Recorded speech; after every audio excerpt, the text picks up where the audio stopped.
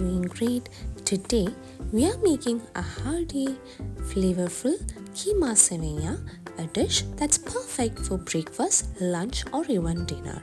So to begin with, I have taken 500 gram of minced mutton. You can take beef or chicken or any meat of your choice, and I am boiling it in a pressure cooker. As you can see, for this recipe I have added bones as well, because adding bones will enhance the flavor. You can add them or even skip this step if you wish to. This is the reason why I am adding the meat in the pressure cooker, so that the bones just releases its taste. So by now I have added green chillies, salt and a cup of water, and I am just mixing it well, and I am gonna cook it for 2-3 whistles. Now that the keema is cooked well, let's quickly roast the seviyan.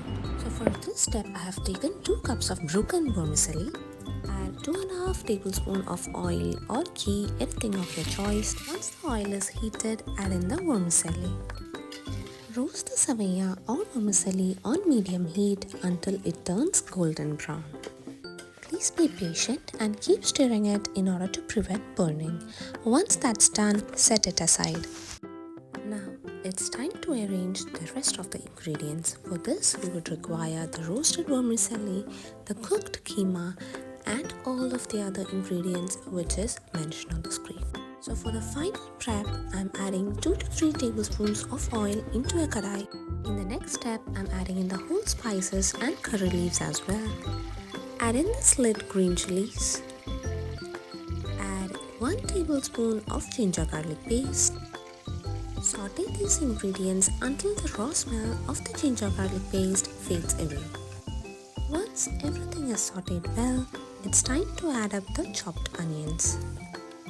Fry these onions until they turn golden brown. As you can see, the onions have turned golden brown by now. So at this point, I'm adding in 1 extra ingredient, that is the chicken cube.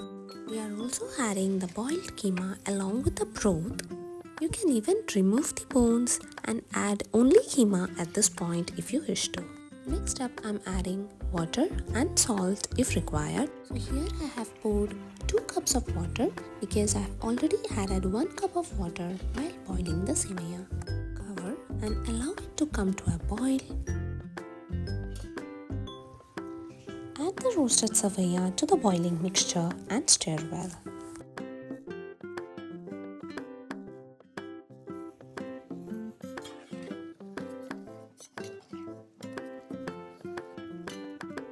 Lower the heat and cover the pan.